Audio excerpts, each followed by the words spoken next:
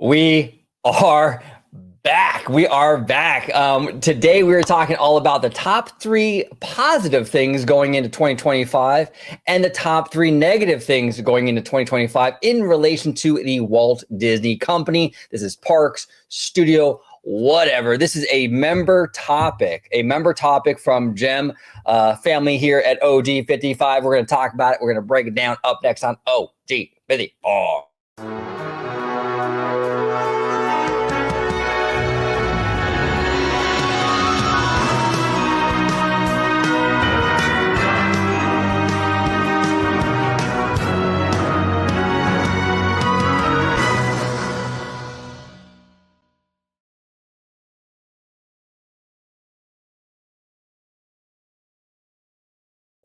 Welcome aboard, everybody, to another episode of OG55. I want to start off the show by saying I want to thank, and we're going to do a big LA Fire live stream on Friday, this upcoming Friday. But I do want to say thank you so much to everybody that has reached out. I was evacuated a few days ago, stayed in Orange County, and like the outpouring of support has been amazing from everybody, from our OG55 family to just the overall Disney community. It's been incredible, absolutely incredible. So I want to thank everybody. But yeah, we will be doing a big LA Fire show on Friday. So make sure you guys and gals tune in to that. But before we get started, I got the Italiano with me. Speaking of California, out here in California, he's officially on PST, Pacific Standard Time. George, how are you today, sir?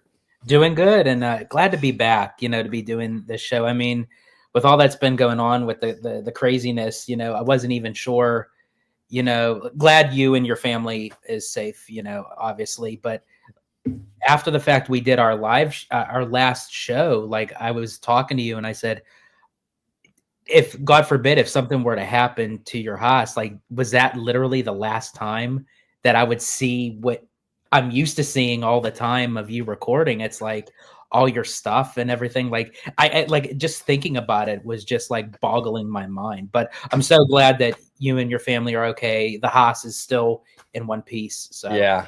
No, we were lucky. We were really lucky. I mean, we were close. I mean, we were like, the fire was less than a mile. I mean, we could see flames, I mean, it was that close. So, and also I just want to give, and I don't want to digress too much here. We'll get to the topic in just a second, but I do want to say thank you, like seriously, thank you to all the men and women of the LA Fire Department, the firefighters that came over from Mexico and Canada and from various states. You guys and gals are absolute heroes. Thank you so much. There's, and again, just as you were saying, yeah, not to digress too much, because we are going to do a live show on this Friday, but I've heard that there's even firefighters that literally are living out of the trucks and vans right now. They're getting washed up, brushing their teeth, basically, as I said, living in their trucks because they can't go home at this point. Yeah, yes, it's wild. Absolute heroes. If not for those men and women, we talked about not having the same, house or the same thing here on the channel. Like, this would all be gone without them. I mean, this is, my family personally owes them a huge debt. I mean, it's just, not to mention everyone else in this area and all over the LA area. So yeah, huge thank you to all the firefighters, no matter where they come from, whether it's LA or whether it's Mexico or Canada. We thank you so much. But George, let's, did you say where we can find you on social media? I don't think so. Not yet. I didn't. No, I'll plug that in right away. But yeah, if you'd like to find me on social media, you could do so on X, formerly known as Twitter, at Disney George. You could also find me on Instagram, Threads, and Blue Sky under the Disney Italiano. And of course, you can find me right here on my home base on Orange Grove 55 with Citrus Corner, with all that sweet, juicy, but sometimes sticky Disney news and info. It feels so good to do that. I haven't done that in a long time. Yes, it's been way too long. Now, this is a member-picked topic. If you become a member of OG55, I will put these out periodically, asking members to pick a topic. Any topic a member suggests, we will make a whole video on that topic. So that's what we're doing today. We're taking a member topic from Disney Diva Gem, friend of the channel, and we are going to talk about her topic, basically. So here it is. As we start 2025, a great topic would be the top 3 things that are going well and you are excited about, and the top 3 things that aren't going so well. that should change or improve specifically for Disney? It could be the parks, excuse me, or company related.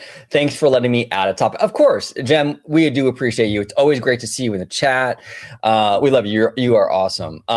So George, let's go ahead and start off with the negative, because I'd like to end like probably, on a positive note. Go ahead. We'll do one, I'll do one, you do one. One negative about Disney, whether parks, studio, whatever, going in 2025. Negative.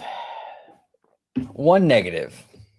I think for me, I'm just going to kind of start off a little bit lighter on that subject matter, because it's not like what you call like a real full on negative, but it's in the same kind of realm. Kind of going back to D23 with the parks panel with Josh D'Amaro saying, there's, Earth is being moved, shovels in the ground and everything, and this is guaranteed, which I do believe him. I do believe like all the projects coming to the park are, it's in real time. It's going to happen. But what frustrates me in a negative aspect is when we get these announcements. And again, we don't have to know every little single detail every single day of what's going on, but at least like give us like a broad understanding of like what it's going to be, where is it going. We still haven't heard anything on where Avatar is going to go. We know very little about Coco. Right. If you're going to make an announcement, you have to give a little bit more of a fleshed out detail, and that to me is on the negative side. It's funny that you actually say that. That was actually my first negative too. I mean, very, very similar. Mine was a little more specific, and I was talking. My first negative is Pandora specifically, because we don't have any details on that, where it's going.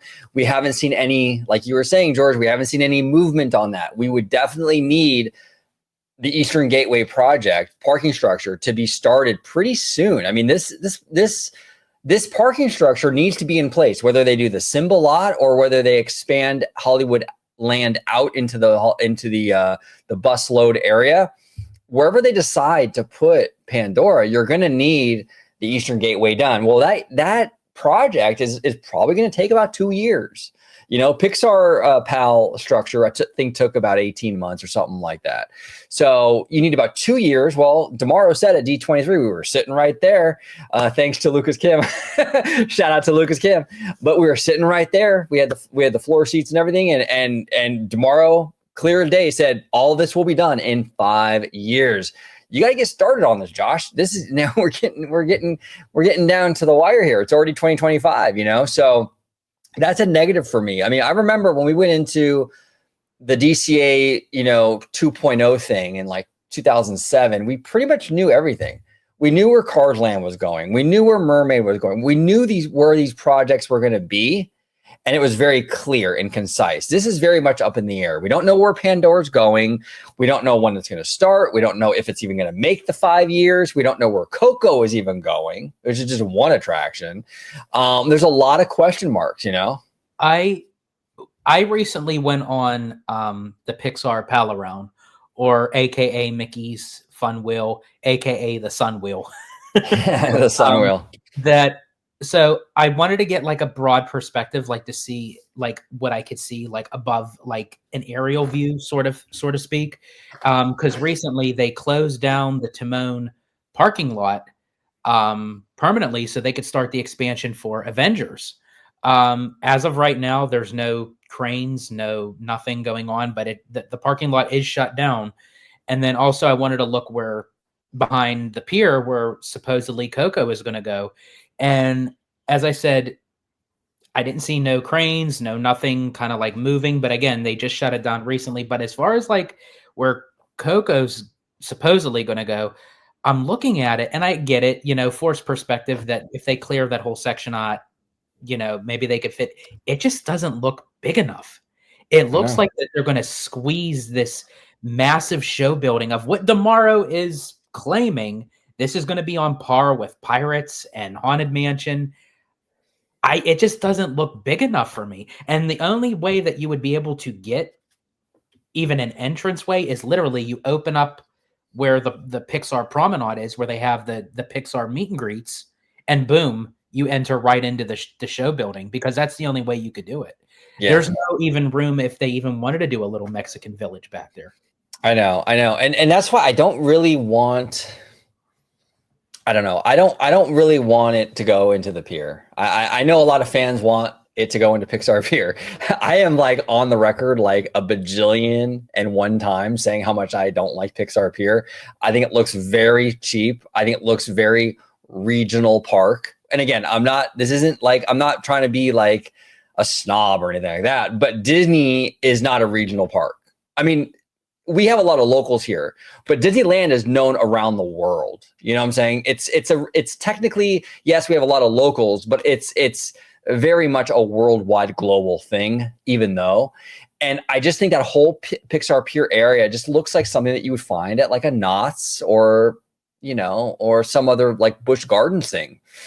I don't know. I don't think it's up to Disney standards. And then to put an attraction like Coco, which, like you were saying, George, tomorrow is billing as like a Pirates of the Caribbean level attraction on that kind of cheap carnival looking pier, it just doesn't work for me. I'd rather them bulldoze all of the Paradise Garden stuff, the Goofy Sky School, the Golden Zephyr, everything from like Mermaid all the way around, and put a nice Mexican village in there with a beautiful Coco Dark ride and give it the love it deserves. You know what I'm saying? I'm assuming the storyline for Coco is supposed to be this immersive storytelling. I don't understand how you would get that by putting it on the pier. No. Because with Toy Story Mania, yeah, it's themed around Toy Story, but it's carnival style midway games. With the Incredicoaster, it's decorated like the Incredicoaster, but the Incredibles, but it's just a roller coaster. So if you're going to have an immersive storytelling environment, even though yeah, it's Pixar, I don't get the correlation of how it would fit into the pier. I don't either, and that's what worries me. And Pandora worries me because I feel like, do they even know where that's going to go? I mean, this is a big project. I mean, Coco, you can, it's one attraction, you can figure it out. But I mean, Pandora, where are we putting this thing? Like, where are we putting it? A lot of people are saying Symbolot, which would be the easiest thing to do, probably, just because it's basically a blank canvas. But if it's Hollywoodland, you got to start like prepping this stuff. I mean, well, I don't know. Well, and here's the thing: whether it's Simba or Hollywoodland, you need the Eastern Gateway regardless, right? And they haven't even touched it yet. So if they haven't even touched the Eastern Gateway project yet, they're nowhere even near Pandora. And they made the announcement for Avatar for Animal Kingdom back in 2011. It opened in 2017. So it's going to take about a good, especially an immersive land like that, it's going to take a good 4 to 5 years just with Pandora alone. And they didn't even touch. So I don't know how that's going to get done in 5 years. Yeah, and we don't know how involved it's going to be. We don't know if there's a monorail reroute involved in that whole equation, because we don't know where it's going. But that is a possibility. Who knows? I mean, you have to build. If it's in the Symbolot, yeah, the parking lot itself is easy because it's just a parking lot. But you have to build all the infrastructure to get from the main park and go get over Disneyland Drive. That whole bridge to get over to the other side even. So you have infrastructure there. You have the infrastructure from the Eastern Gateway. You have the park, the land itself over in the Symbolot. I mean, even the easiest solution, the Symbolot, requires a ton of shit to get done. So yeah, I don't think, look, tomorrow throughout the 5-year thing, I think all these projects are going to get built, but I don't think they're going to be built all within those 5 years. And that was a downfall on tomorrow's point. I get that he promised, and I do believe him, that these are all projects that are greenlit, but he should have never put a rubber stamp on an end date like that. He should have never said everything in 5 years. Right. He should have said everything is in work. Everything is going to happen. It's going to be part of the next phase of the Disney parks. Say something like that. But when you literally say, every single project announced tonight is going to be done in 5 years, I wouldn't have put it that way. Yeah, I don't think he's gonna be able to keep that promise. I really don't. And I think he went up on stage, and I think that he needed that win, and he made a promise he probably can't keep. I mean, you got to figure too, even the Magic Kingdom stuff. there are delays in that project with the Rivers of America stuff, with the water management, you know, as I call all that weird Florida shit that they got to go through, all that stuff. That's going to delay the project. It's not going to get canceled. People tell you that this thing is they're going to cancel Cars Land. They're not canceling anything. Everybody, no. they're gonna figure it out. Believe me, they're going to figure it out. But it's probably going to get delayed. You know, I mean, they're already behind likely on this thing because they have to go back and figure out however to accommodate whatever this water management group wants. And they came up with their solution. Now they're just waiting to hear back from the water management district if it's greenlit, and if not, then it's back to the drawing board. Right. And you submit these plans, and then they have like 30 days to respond. So you're sitting there from now a month waiting. These are all delay, you know, so we'll see. So yeah, you and I were both on the same page with that. Our first negative was basically just not knowing enough about these projects, more specifically with the Disneyland Resort and DCA. They're really vague about knowing where stuff is going. Construction, aside from Avengers, which started, I think yesterday, I believe. Yesterday. Yeah, yesterday. There hasn't been any other details for any of the other projects. So that's definitely a negative. Now, my number 2 negative, I'm gonna actually switch gears here a little bit. I think honestly, our number 2 is going to be the same. I think I know what route you're going here. Yeah, my number 2 is going to be Snow White. It's going to be live action Snow White. And I want to make it very clear, I am not a Rachel Ziegler hater. I actually like her a lot. I think she's a very attractive woman. Okay, I think she's beautiful. I think she's a cutie. I really do. And I liked her a lot in that West Side Story, that Steven Spielberg movie. I thought she was great. I heard she was actually great in Spellbound as well, the Skydance animated film. I heard she was great in that. But so this is nothing against Rachel. It's just I just think the movie looks really, really cheap. I think a big part of the problem are the dwarves. They should have went with real. I don't know what's the proper term. Is it little people that I think they go for like little people now. Okay, little people. And I'm sorry if I'm getting the wrong. Correct me in the comments if I'm wrong. I don't want to offend anybody, but they should have got real little people to do this and not do this whole weird like Polar Express looking dwarves. It's just really creepy and weird looking.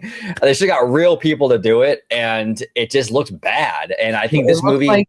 It looks like the Polar Express met the Keebler elves. Yeah, exactly, dude. Exactly. It's horrible. It's absolutely horrible. The rest of the movie looks pretty decent, but even that, like, I don't love Snow White's dress. It looks like a costume, essentially. It's too vibrant. It's too bright. It looks a little too animated. Way too animated, like a Halloween costume or something. I mean, Gal Gadot, again, beautiful woman. I don't know if I love her in this role. I don't know. There's just a lot here I'm not really loving. I think this will be the movie. Disney has had a really good run this past year or so at the box office with like Deadpool, Wolverine, Moana 2, Inside Out 2. They've been doing, even Mufasa's doing pretty decent. You know what I'm saying? Mm-hmm.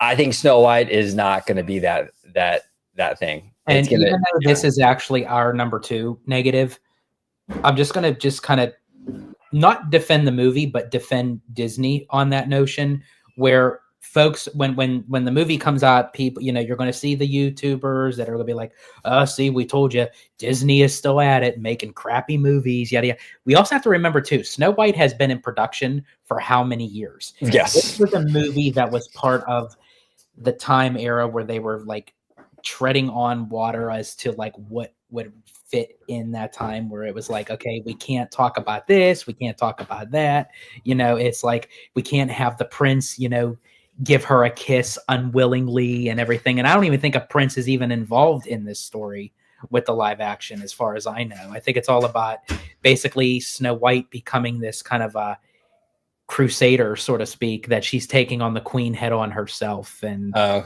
something like that. But remember, folks, again, this was a story that was like in production for how many years? Yeah, there's a lag with this stuff, you know, and people need to understand that. Like this movie, was in production during the pandy, and there's always a lag time. It's residual. This is like anything you see now is basically a residual product from like 3, 4, even sometimes 5 years ago. So this is something that like was in production in the pipeline before Bob Iger said, "Hey, we're going to focus on quality over quantity." Okay, but yeah. I mean, let's keep that in mind. That doesn't diminish the fact that the movie will likely flop or do bad. I think it will.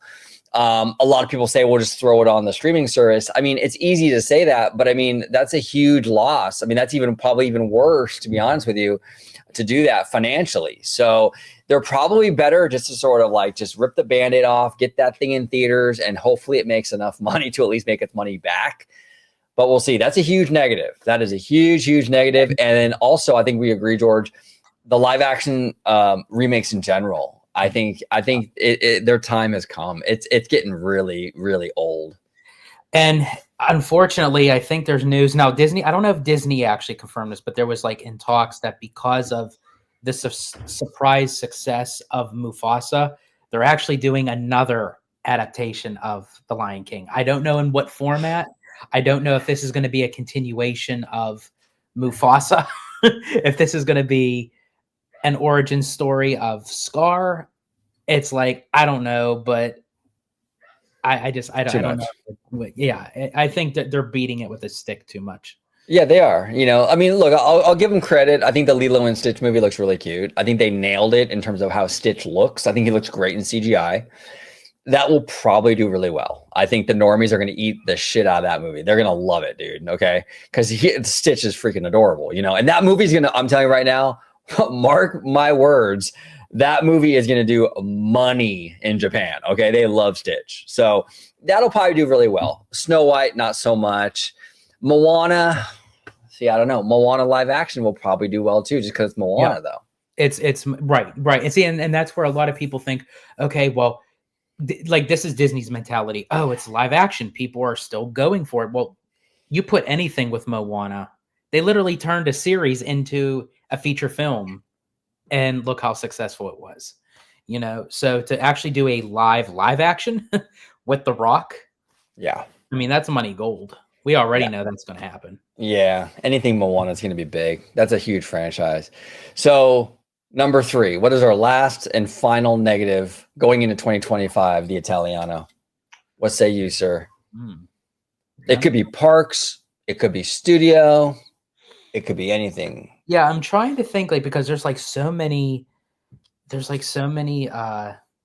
outlets to the Walt Disney Company. A lot that contributes to it, and I'm trying to think of every outlet. So far they've been doing quite well with the streaming. The streaming has definitely picked back up, but for me, I would say I'll let you think a little bit. For me, I would say I think Disney in 2025, I think they need to get the Lightning Lane stuff in order. Oh, yeah.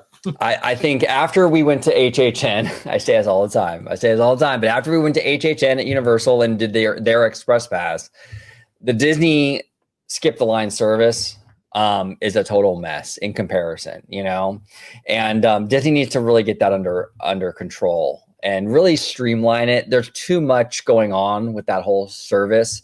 Just make it more clean. Like that Lightning Lane Premiere, I think it's called, right? Yeah, is pretty much all you would really need.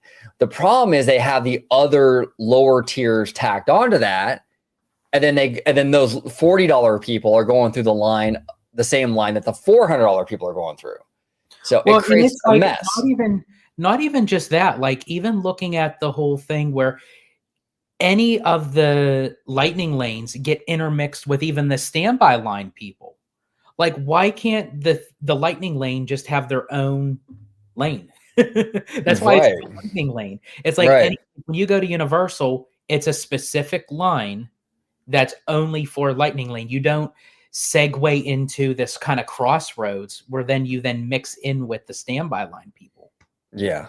No, yeah. Lightning lane's a mess. That whole situation's a mess. They need to really get that under control. But the thing is, too, is like people still buy it. People buy it, eat it up. It's like, I mean, I get it. Like some people are like, you know, they don't have a choice, I guess, because they come from like out of state or out of country, you know. But I mean, they got, man, I don't know. I think more and more like locals and people that are more regular, I think we need to all start voting with our wallet more and really sending a message. I was on Theme Park Wizards channel last night, and big shout out to Wizard, by the way. He did a fantastic fundraiser for the LA fire victims last night. It was with myself and Webba and Sean Ranking the Mouse. But we were talking about this, we were talking about all this stuff where, they really, really, really need to get their stuff, that like Lightning Lane and all that, in order. The problem though is a lot of fans don't vote with their wallet. They raise prices and more people come. It's like, yeah, I mean, it's crazy how strong this brand really is. I mean, we've seen it even when we were there. When was that, George? When we were there, I think I was with Danny. Yeah, I was with Danny from Five Fires. We were there like about a couple of weeks ago, and I think all the passes were blocked out because it was around that Christmas, New Year's time. Mm-hmm. All the passes were blocked out. We went, and it was packed, dude. Packed. And there were no Magic Keys there because they were all the passes were blocked out. I mean, Disney. They were all ticket purchased. They were all ticket purchases, dude. I mean, that's money. And it was not like, I mean, it was busy, so they're not hurting. And, they're going to have, when you have that situation where they're still busy regardless, there's really not a whole lot of incentive for them to go in there and start like trying to rework and reinvent the wheel. And from their perspective, they're doing just fine. You know what I'm saying? Yeah. So it's tough, man. It's really, really tough. But what's your negative? Is it the Haunted Mansion gift shop?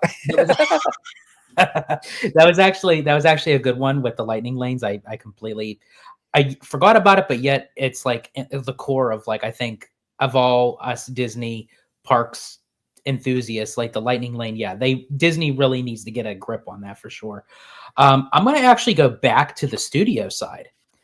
Because I had mentioned about Disney Plus, and although the streaming service is doing very well, and the box office so far, I mean, Disney hitting, what was it, the only studio to hit $2 billion in 2024. Yeah, I mean, they're hurting. Yeah, they're making moves. They're making a lot of. Hey, this past year, this 2024 was an incredible year for them at the box office. It really was. But go ahead, Italian. I'm sorry about that. No, not a problem. But negatively, I have to aim this at, dare I say it, at Lucasfilm and Marvel. Okay. It started with Lucasfilm, but I feel like Marvel is kind of going that same route where it's like they're making promises with these, like, whether it's like a series on Disney Plus or a theatrical version. I mean, Lucasfilm is still worse off than Marvel, because with Lucasfilm, like they constantly make promises and they're constantly canceling projects. With Marvel, I feel like that they're hyping something up that is just like not catching to the audience. And I feel like hopefully that changes, like, especially we talked about it with I think it was with Tones. Yeah. About Fantastic Four and what have you, and the Avengers and everything. But I hope it picks back up, but I just feel like that right now, Lucasfilm and Marvel just aren't doing what I thought that they would be doing, as far as like with the theatrical releases and the Disney Plus streaming. Yeah, I have a lot more faith in Marvel. I think Fantastic Four looks very promising. I don't know about Thunderbolts. I don't know. I'm iffy on that one. I'm even kind of iffy on Captain America, even though I love Sam Wilson, and I obviously love Harrison Ford, as Red Hulk. I just don't know how that movie's going to do. I don't know. I'm iffy on that. I'm like 50-50 with Captain America, but I think Fantastic Four will do very well, even though it's coming out pretty close to Superman, which I also think will do very, very well. But Star Wars, Lucasfilm's a mess. I mean, it really is. And look, to be fair, I've heard Skeleton Crew is great. I haven't seen it yet, but I heard it's really, really great. I heard it's a great kind of galactic Goonies, basically. I mean, I heard it's cool, but like, there's just too much internal drama and weirdness going on with Lucasfilm. A lot of projects that are promised that get canceled. We just need new leadership. we just need new leadership. We need someone in there. We got to get Kathleen Kennedy out of there. And I'm not like one of these people that are like obsessed with Kathleen Kennedy. And I don't hate the woman. I think she's really smart as a producer, and I think she's a smart businesswoman or whatever. But in her role, I think she's kind of like her time is done over there. I think we need some fresh eyes, some fresh blood. You know, maybe like a Favreau or you know, whoever. But yeah, Lucasfilm needs work, a lot of it. Yeah, I would agree with you, George. Yeah, I would agree with you. We'll see. When does Mando and Grogu come out? Is that this year, 2025? Or was that? I think it's 2026. Okay, so okay.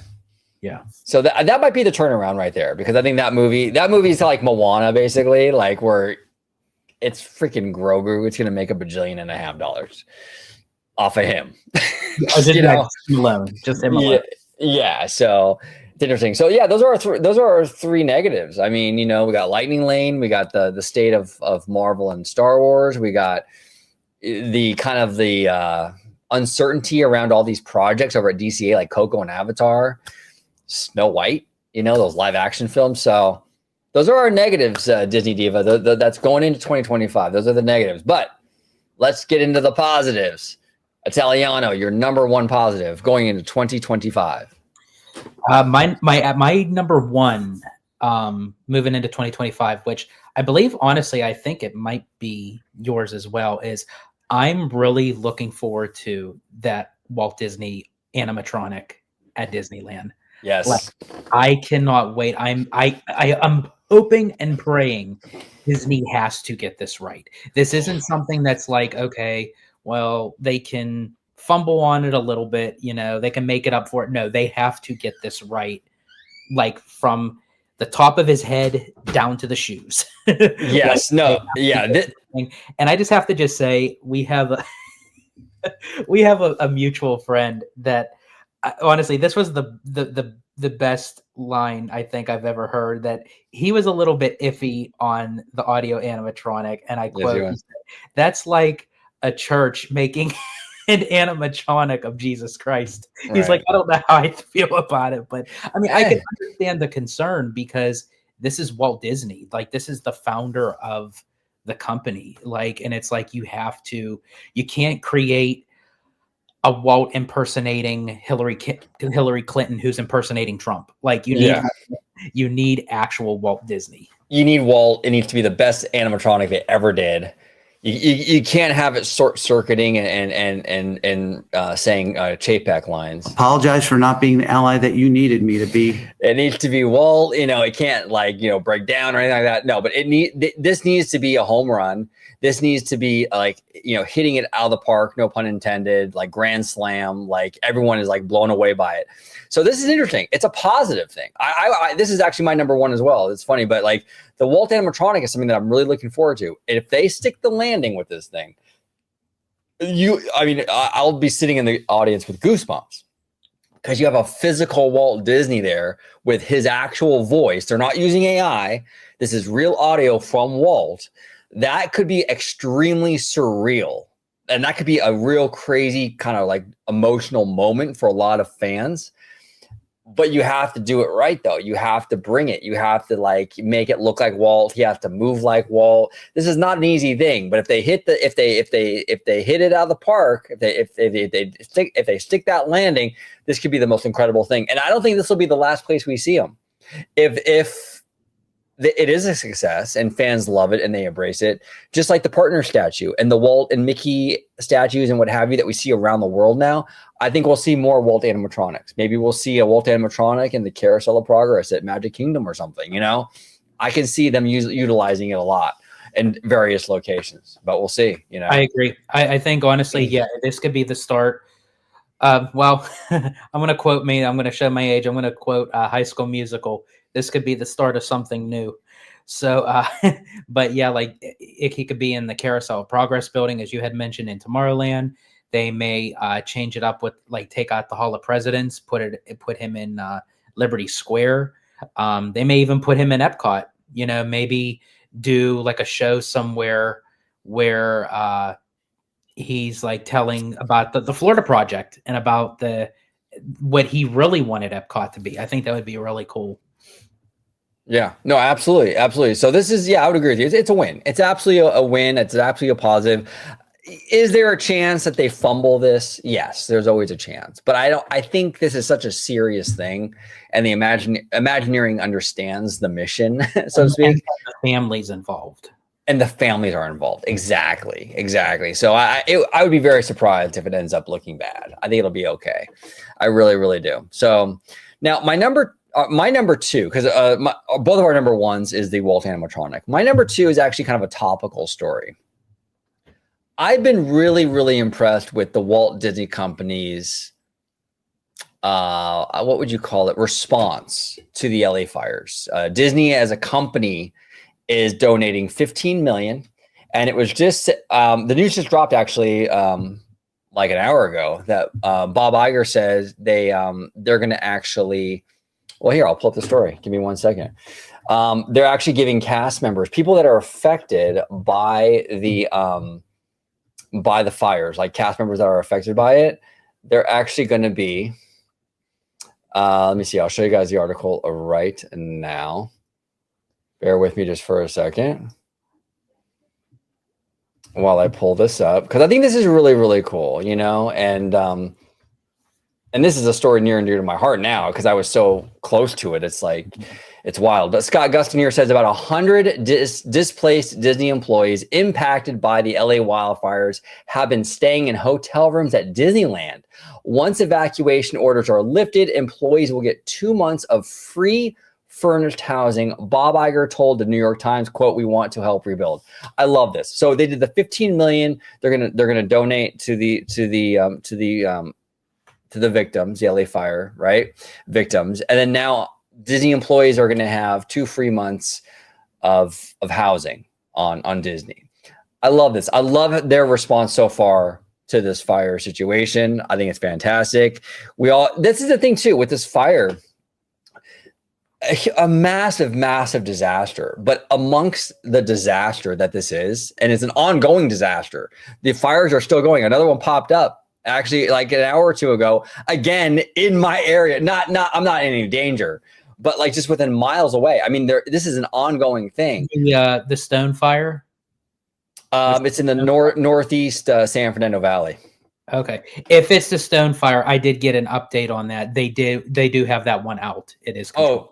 Oh, cool. Yeah, they're making progress, but this has been just such a crazy like week with this stuff. But it's good to see amongst the disaster and the craziness and the chaos, like people coming together. People talk a lot of crap about Los Angeles and about our state. And I said it on Theme Park Wizard Show last night. We are not perfect. California is not a perfect state. I understand Newsom and this politician and that politician, but you know what? California is still a wonderful, amazing place to live. And we are passionate fans of our city and our state out here. I'm seeing a lot of people defend Los Angeles with these wildfires and stuff. We've come together. These corporations, these big studios have really stepped up and tried to help out. I'm seeing even like Uber and things like that. They're offering like discounted rides and all kinds of stuff. It's just nice to see amongst all the chaos, this positivity, these glimmers of humanity there. And Disney is part of that. They've had stepped up. And I love to hear this news that was actually just came across the wire just an hour ago. But yeah, so 2025, I am very, very excited about how Disney has responded to the fires. And I think they're going to be very, very active in this whole rebuild thing and helping their employees and their cast members kind of, get out of this bad situation. But what say you, George? What say you? For me, yeah, obviously, everyone, I love seeing communities and people rally together, to take a bad situation and try to make it positive, even though it'll never be the same. There's going to be people that are impacted on this for life, their livelihoods, their cherished memories and what have you, and that's completely understanding. But at least a little bit of that can be turned into a positive and try to get people's livelihoods back up, what Disney is doing with the donations and the helping of the housing. That's absolutely awesome. And that's the one thing that, again, a lot of people also talk shit on Iger, but when push comes to shove, he knows when to help out in current situations and how to handle them as a CEO of a major corporation as worldwide as Disney. Yeah, this is a great response, I think, It's a great response. And look, California is a very special state. I'm a huge advocate for California here on the channel because now George is too. We are West Coasters in this Disney theme park space. We're Disneylanders, as they call them. And I love our state. I love our city, And here's the thing. California has brought so much to the world, whether it be through Hollywood and all the film stuff that you see coming out of Hollywood, which was birthed here in LA, whether it be your iPhone. Where do you think your iPhone came from? Apple was birthed here in California, all the Silicon Valley, all that stuff. I mean, we have a beautiful state here and a beautiful city, and the people, the cultural diversity, even just the geographic diversity. When you talk about, the mountains and the beaches and the deserts, and George and I went on a road trip not too long ago. We were going to go on another one in a few weeks. I mean, it's crazy how different the state is as you travel through it. Yeah, I have to say that being born and raised an East Coaster all my life and trying so hard to move down to Florida, and it just wouldn't work out. And after coming more often, to visit everyone in California, and how much I fell in love with the state and the atmosphere and what have you, that it finally ended up coming true where now I'm a permanent West Coaster. Look at the impact of what the state did for me, that it actually enticed me and encouraged me to literally go from the East Coast that I've lived my whole entire life and becoming a West Coaster. Because not that I'm actually going to be biased now, but being that I am, I have to say the West Coast is the best coast. I'm sorry. I actually have to agree with that. Yeah, it is. And I don't want to, we're going to move on to our next one, but this is actually from Finea. Oh wait, actually, hold on. Give me 1 second. I do apologize. I have the wrong one up here. Oh man, I don't have it anymore. Where did it go? I don't know if you were going to say the same thing. I actually got a notification that the Palisades fire, actually the containment actually increased. Yes. Yeah. And with Palisades, they're no longer doing the air support, which is a good sign. They don't need the air support anymore. So, and that was the one that was affecting me. That was the Palisades one. And today and tomorrow is the crucial days as far as with the Santa Ana winds. But today was the worst critical day that they were really watching over tomorrow. So the fact that we got through today, after tomorrow, they said the winds are supposed to die down completely. So hopefully that'll give them the proper amount of time to really get these fires out. Yeah, exactly. So going into 2025, I'm glad our community, I'm glad Disney is coming together to help people out. That's awesome. Absolutely awesome. So Walt Disney Animatronic, the fire response from Disney. What's your next positive, George? So for my number 2, not as in-depth as yours. Yours is actually really, really good as far as even though it was a bad start of 2025, but the fact that you can turn anything negative into a positive, and have it impact not even just the entertainment side of the company, but actually through real life, living ways, that can never, be touched. So I'm going to actually bring it back to the studio side. As we were talking about the negative side of the live actions, I have to go with the positive side with the Disney animation and Pixar. And actually, I have to even say, even with Marvel, with Deadpool and Wolverine, and Inside Out 2 and Moana 2, they all did gangbusters at the box office. And as we touched upon it a little bit earlier, that Disney was the only studio to hit 2 billion, and I think honestly that's a major achievement. Yeah, no, it is. It's huge. It's absolutely huge. Yeah, absolutely huge. Yeah, this is going to be with exception to a Snow White. I think this is going to be a good year for Disney at the studio again. Yeah. So I think I'm it'll be very good. curious about Elio. I'm very good because really that movie can really make or break it because it is an original story and it's a story that has been through development so many times. Yeah. Like that movie was supposed to come out, I think, like 2 years ago. Yeah, we'll see. I was impressed with what the little that we saw at D23. The D23 stuff actually sold me on that movie. I thought it was really cute. I love how I'm a space person. I could watch like space documentaries like literally all day, because I'm a fucking nerd. But I love space stuff. It gets my imagination going. Life on other planets, all that stuff. But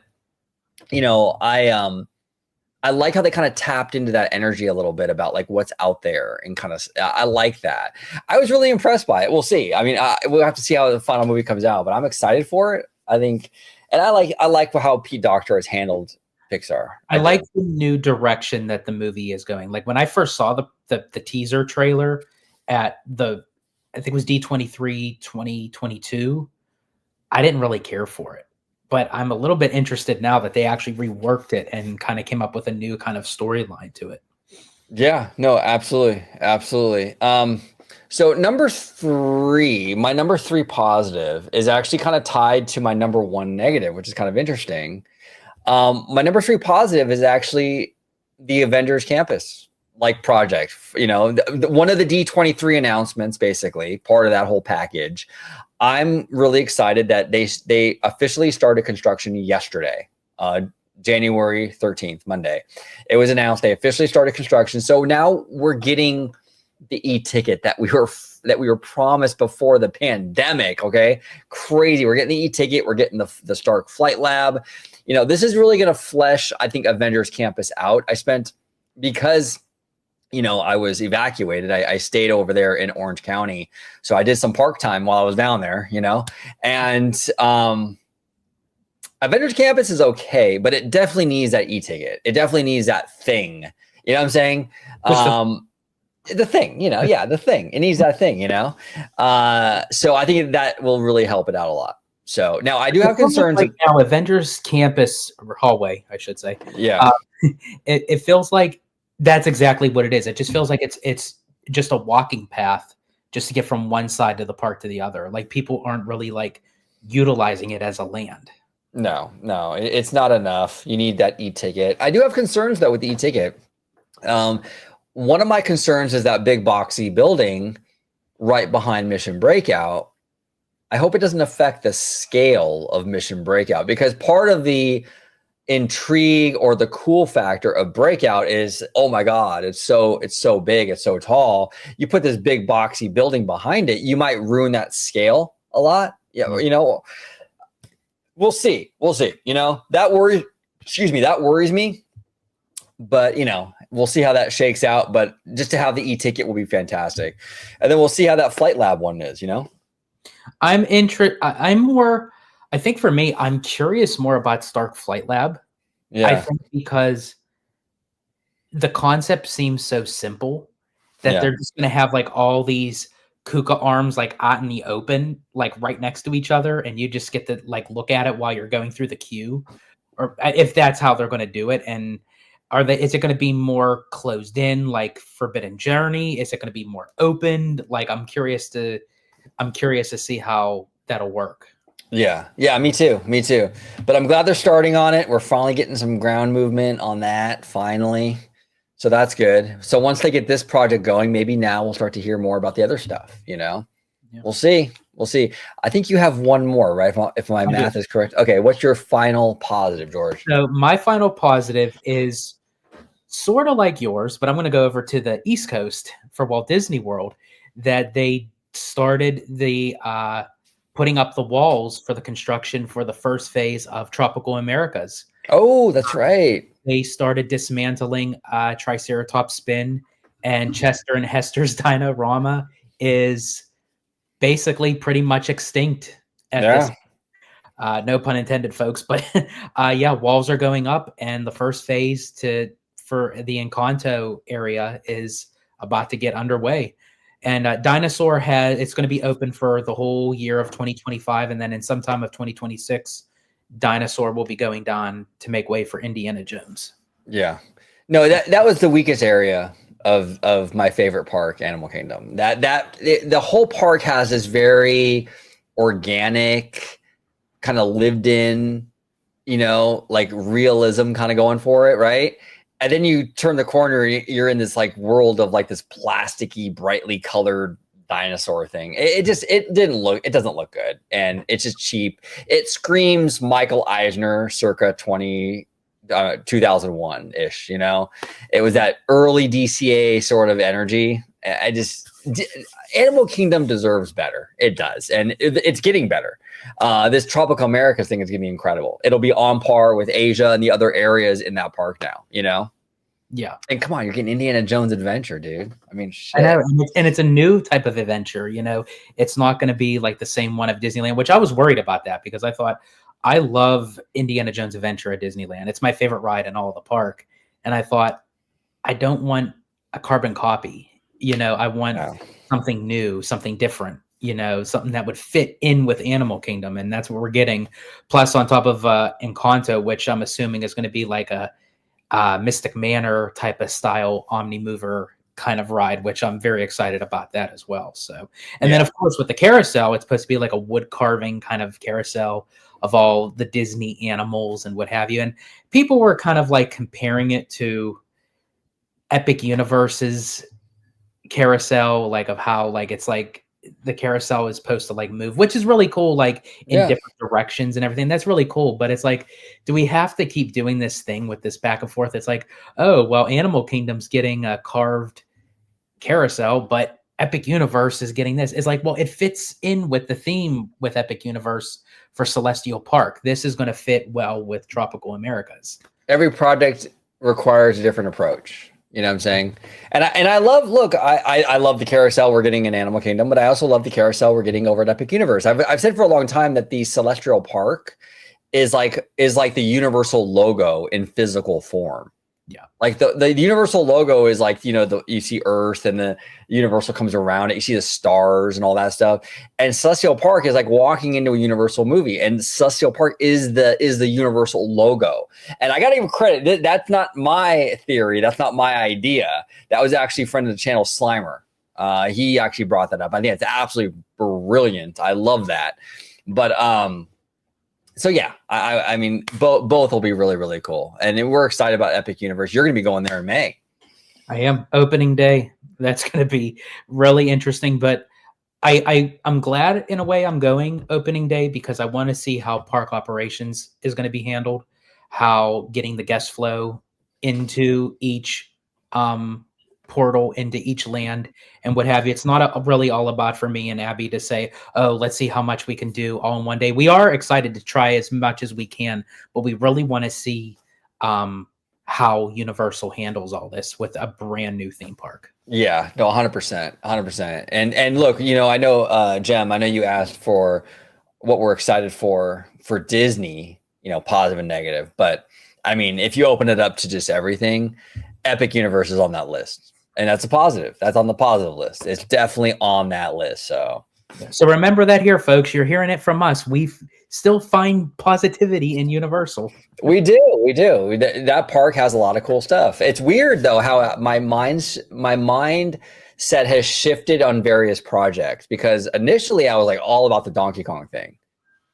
And now I'm like, I don't know. And even our friends at Attractions 360, I guess, posted a video today where in the queue, you actually can see the jump track effect over you. It kind of ruins it a little bit when you're through the queue. I'm like, I don't like that. Yeah, so Donkey Kong is like, for me, a big letdown already. Now, look, it might be different in person. Okay, I'm not writing it off. Just what I've seen, I haven't been impressed. Especially considering this was the selling point for many people for this park was Donkey Kong. So yeah, it's when people say, "Well, it's a kid coaster," I get that, but it's a coaster that there was a lot of expectations tacked onto it. So it's not like, like a Gadget Go coaster. I mean, there was a lot of expectations going into the Donkey Kong coaster. And I'm sorry, the video and the footage that we've seen so far, emphasized so far, has not really met those expectations at all. I don't think many fans would say it has. So, but on the flip side, I was really hesitant about Dark Universe just because I felt like the normies wouldn't really get it because it's a franchise that a lot of people aren't into, like Frankenstein and all that stuff. I mean, here's the thing. The Universal monsters are well known, but are they relevant or are they moving merchandise? I'm not so sure about that. Yes, you can recognize them. You can recognize Felix the Cat. You can recognize Betty Boop. But are those characters moving merch? Probably not so much. But same can be said about Universal Monsters. I feel like it's a little bit of like a thing where like I'm not really sure how relevant it is. But Dark Universe looks absolutely incredible. I don't even think it really matters at this point how relevant the Universal monsters are. I think the land looks so dope that it's not even going to make a difference. Just like Waterworld was a flop of a movie, and it's one of the most popular stunt shows still to this day. I think Monsters Dark Universe is going to be so good and so well done that it doesn't even matter if people care about the monsters. I think they're just going to love the area. They're going to love the attraction. So I'm excited for Dark Universe, and I was iffy on that going into this. How to Train Your Dragon Land has also. I was just going to say, like, that one caught me more surprised that I thought that was going to be the weaker out of all the lands. But honestly, I have to say How to Train Your Dragon is kind of pushing a little over Nintendo for me. Kind of. Yeah. I mean, and this is the thing, like, here's my criticisms of Universal's approach with Nintendo. Okay. They're treating Nintendo like a kid brand. A lot of kids like Nintendo, but there's a lot of people my age, right, that grew up on that, on the Nintendo, on the NES, right, the 8-bit NES and the Super Nintendo and all that stuff. Like, I have a lot of memories. I mean, the Nintendo shaped me as a person. Okay. Like, I lived on my Nintendo as a kid in the 80s. So there's a lot of older people in their 30s or 40s that grew up on Nintendo too. And I feel like Universal isn't tapping into enough of that demographic with Nintendo, which I think is a fair criticism. They're treating Nintendo like they would treat they're treating Nintendo like a kid brand. And it's not. More it's so kind of like how Disney does, like with Toontown. I feel like that's what Nintendo's doing, which I feel like Nintendo can go a little bit more of a height kind of thing than Toontown. Even though I love Toontown, I love walking through Toontown. I love Roger Rabbit, but I mean, Toontown is more geared towards like the younger kids, like with Gadget's Go Coaster and what have you. I just wish that Nintendo can have maybe an attraction or two of that, but like really like heighten it up a bit. Yeah, I think you don't need it to be so kid centric, because I do think this brand is bigger than that. It's not just 3 to 12 or whatever age group. I mean, there's people, dude. I'm old. I'm in my 40s, and I love Nintendo. You know what I'm saying? I mean, Seymour, our buddy Seymour Duck. You know, I think he's in his 30s or something. I'm not really sure exactly, but he's not, and he loves Nintendo, I mean, I love Nintendo. I grew up in the 90s with the Super Nintendo. I used to play Super Mario World. I used to play all those different games, and it's like, yeah, it's kind of a letdown because I grew up with that stuff. Right, exactly. So hopefully, I mean, look, there's gonna be a lot of opportunities going forward. I'm sure there's gonna be a lot of Nintendo expansion. So hopefully they tap into some of that other older demographics with this franchise, because I think there's a lot to tap into, to be honest with you. Yeah. So as far as like with How to Train Your Dragon, the land looks beautiful. I love how it kind of taps into like the dragon camp and everything. I'm very curious about the live stage show that they have planned. I'm actually more excited about the Dragon roller coaster than I am Donkey Kong now at this point. Oh yeah, me too. Yeah, Donkey Kong.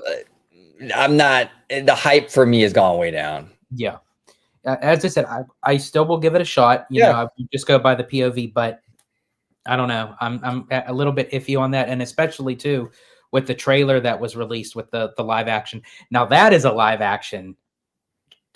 Good choice with the How to Train Your Dragon, because that trailer looks amazing. You can do so much with that property in live action, dude. I was talking to our buddy Tones, of the Bad Thought Studio, and like you can do a live action like series, like Game of Thrones, House of the Dragon style, obviously without all the tits and wine and the sex stuff, obviously, right? You got to keep it family friendly, but you can do that. I mean, they don't have to. Yeah, I mean, but you can do that quality, How to Train Your Dragon show, a series, like a 10, 12 episode series on like, Peacock or HBO Max or something, and have it that same quality of House of Dragon though. That would be sick. I mean, that would be so sick. So there's a lot of potential with that franchise. If they want to go live action, they can do a lot with it. So yeah, but that area is looking really good. And we were both very critical about some of that stuff early on. And it's actually, surpassing our expectations. So it's weird with Epic Universe because some of the stuff that I was like really bullish on, I'm kind of with now. And the things that I was like iffy on, I'm more bullish on it. Well, look how we were even like, another Harry Potter land. Like, really? Dude, But then when we looked at like what that Ministry of Magic attraction is going to be, that looks phenomenal. It looks crazy good. Yeah, it looks crazy good. They got like leather seats and stuff in that vehicle. It's like out of control. It's out of control. So we'll see. A lot of great stuff. Disney Diva, thank you so much. This is a fantastic topic. I think we have a couple more topics we got to get through. I think we got one from Alia, a good friend Alia. We'll do that one soon. And we got Mr. Matthew Murr's topic. And there might be one other one that we got to do. So we have a couple more left, and then we'll start these up again, and we'll put it out there. So all you members, if you're an OG55 member of the channel, you can put out a topic, and we will make a whole video on it. We will absolutely do it. We promise you that every single topic posted by a member, we will make a video on. So, and it doesn't have to be Disney either. It doesn't even have to be theme park related. If you want us to talk about whatever, music or whatever, we'll make that too. So absolutely. But Italiano, thank you for joining. It is good to be back recording stuff again. This fire was crazy. We're still going through it, but it's gonna be okay. LA will rebuild, and we're gonna get through this. But George, if you could let everybody at home know where they can find you on social media. Absolutely. You can find me on X, formerly known as Twitter, at Disney George. You could also find me on Instagram, Threads, and Blue Sky under the Disney Italiano. And of course, you can find me right here on my home base on Orange Grove 55 with Citrus Corner, with all that sweet, juicy, but sometimes sticky Disney news and info. There we go. Thank you all so much for watching. Thank you, Disney Diva, for that fantastic topic. Comment down below with your top 3 positive things for Disney, the Walt Disney Company, going into 2025, and the top 3 negative things going into 2025 for the Walt Disney Company. What are your thoughts on it? We would love to hear from you. And again, if you want to submit a topic, become a member on OG55. And we're going to go ahead and let the Queen, Asian Queen on Instagram, and Queen with 3 E's. We love our Queen. She is absolutely amazing. Here she is. Thank you for watching OG55. If you aren't already, consider becoming a member today.